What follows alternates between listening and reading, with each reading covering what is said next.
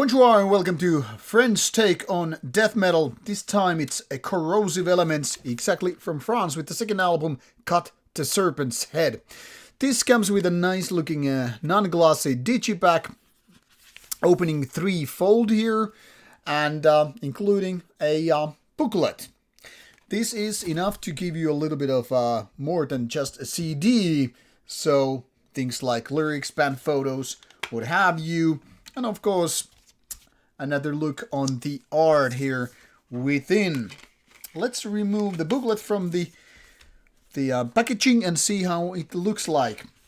Meanwhile, I'll guide you through the basics of the given bands, which was founded in 2005 and first had an EP out before making a full album, then a live album later on, and now 29th of November 2024, a second album. I'm obviously filming this before the release date, but give you a little bit of a basic understanding how this band looks like and what they have done before. Maybe helps you out figure out what to look for, what to expect from this kind of stuff. Now, we ventured to band's Metal Archive site, and I'll give you a little bit of explanation about the stuff here. Now, first you will notice that genre is here listed as death/thrash metal. I'm gonna challenge that a little bit, but not too much, because technically speaking, it's very agreeable, but you might actually think that this is just old school death metal, with some exceptions which I will guide you through later on. First of all, what I really mean here, this is old school death metal, which is of course by default somewhat of thrash influenced. Whether we're talking about, say, early Morbid Angel or bands like Death, you will have, including Cannibal Corpse and the like, thrash very much seeping through the music. Even if you go as far as to say talk about Possessed early on, it's very debatable whether we consider it death thrash or just old school death metal. And this is basically the same thing here. While death thrash is not technically incorrect, it's just more like giving you a little bit of impression that the thrashiness here is as dominating as the death metal presence, which is not. Because in my opinion, this is about maybe 70% death metal, and the rest is more like thrashier stuff. So death thrash or old school death metal should give you a little bit of indication what's going on here. But yeah, that's pretty much the name of the game here with the second album.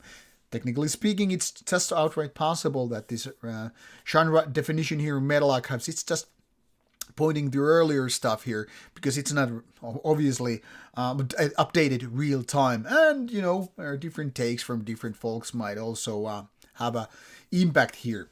But whatever is the real genre according to your own opinion, now you know at least roughly where we're operating. Excuse me. Still having a little bit flu trying to bother me here. So typically speaking, this is a very, very typical album in the sense that 10 songs throughout about 40 plus minutes, which put us in the very, very basics of the given genre. Well, and a lot of metal albums. I mean, after all, we're not really here dealing with extra lengthy songs or not the grindtastic, super sweet, strong songs, but the kind of a basic stuff, which means roughly between 3-5 minutes mark around each individual song on average. And that actually works very well with this kind of music. Obviously, we are not gonna expect to overextend its stay with the given songs, because that's not what you are really looking for in the given genre. And talking about the music, well, the music might be seen as a little bit of a retro-ish in the sense of it's just old school death metal with thrash metal being part of it. Now, musically, that's quite the case, but production-wise, not so much. Production actually sounds very, very modern days, and in a good fashion. It's not overly produced, and it's not losing its dynamics in that sense, like sometimes these very big budget bands tend to have.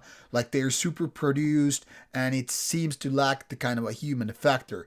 That's not the case with Corrosive Elements. Luckily, it's very well balanced and all. Not exactly maybe reference point of a review album or album in general, but you know, having a good sound overall, good production, everything sounds strong, solid, etc., with the growl vocals included. Sorry once again, excuse my throat here.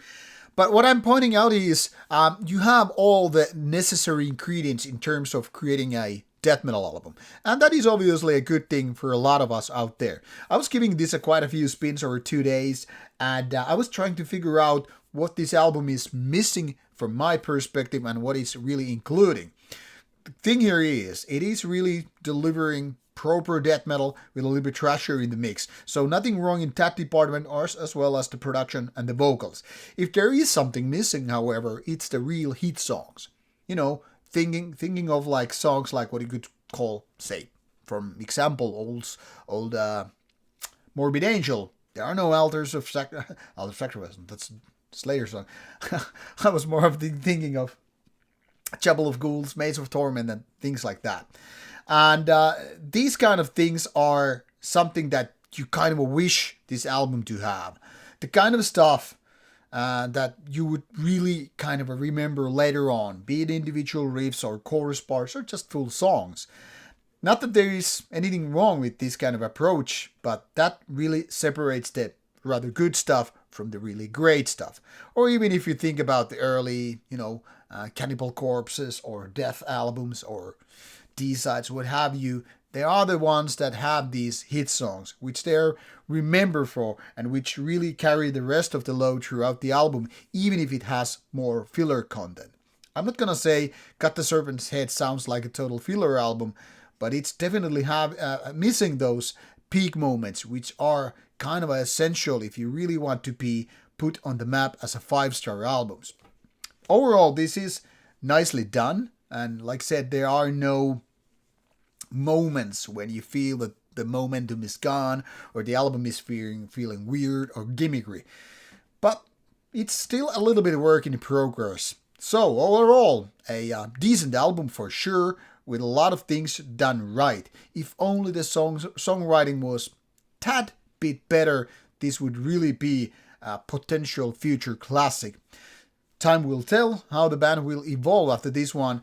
However, they have never been too active. Like, once again, if you go a little bit back in the history, 7 years between the first EP and first album, and then another 9 years between this and the first album, kind of gives us the indication that this is not the most active album out there, band out there. Hopefully they will pick up the pace and deliver us new blows rather sooner than later, but that's out of our hands, obviously.